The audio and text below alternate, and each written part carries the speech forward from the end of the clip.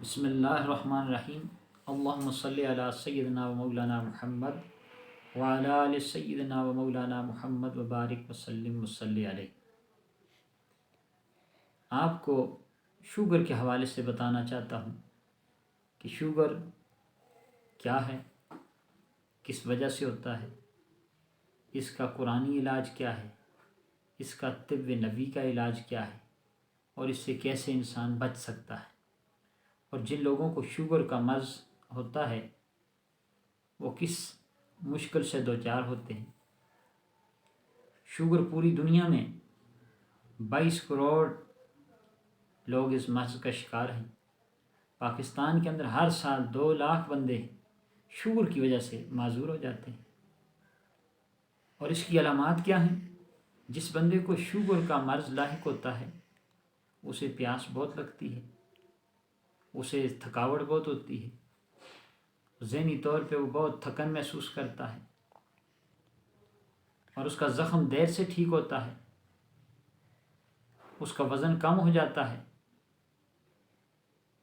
اور دوسری جو بات ہے کہ شوگر کیوں ہوتا ہے، جسم کے اندر ایک لبلبا ہے جس کا کام ہے انسولین باڈی کو پرووائڈ کرنا، اور جب وہ انسولین کم مقدار میں بناتا ہے تو جسم کے اندر شوگر کا لیول بڑھنے لگتا ہے۔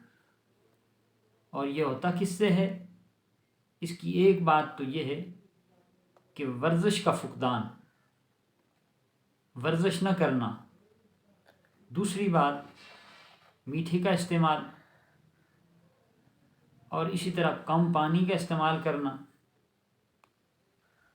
اور زیادہ دیر تک پریشان رہنا، ذہنی طور پہ منتشر رہنا، ٹینشن کا شکار رہنا، یہ اس کی وجوہات ہوتی ہیں۔ تو اس کا قرآنی علاج کیا ہے؟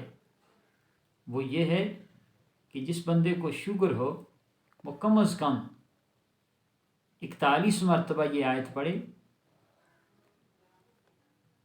وَقُلْ رَبِّ أَدْخِلْنِي مُدْخَلَ صِدْقٍ وَأَخْرِجْنِي مُخْرَجَ صِدْقٍ وَاجْعَلْ لِي مِن لَّدُنْكَ سُلْطَانًا نَصِيرًا۔ اول آخر درود شریف پڑھ کر پانی پر دم کر کے پیے تو اللہ تعالیٰ کے فضل و کرم سے اس کا شوگر کم ہو جائے گا۔ اور جو دیسی علاج ہے اس کا وہ یہ ہے کہ لہسن دیسی طب نبوی کے مطابق جو علاج ہے وہ بتا رہا ہوں۔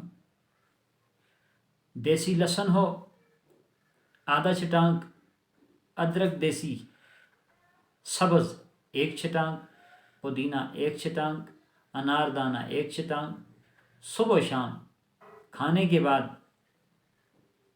مقدار کے مطابق 1 ٹی سپون استعمال کر لیں تو اللہ تعالیٰ کے فضل و کرم سے شوگر جیسے مہلک مرض سے آپ بچ سکتے ہیں۔ اور اس کے لیے زیادہ پیدل چلنا، ذہن کو خوش رکھنا، میٹھے سے پرہیز کرنا، باقاعدہ ورزش کرنا اور بھنڈی کا استعمال کرنا بہت مفید ہے۔ اللہ سے دعا ہے کہ اللہ پاک شوگر میں مبتلا لوگوں کو شفا سے بہرہ ور فرمائے۔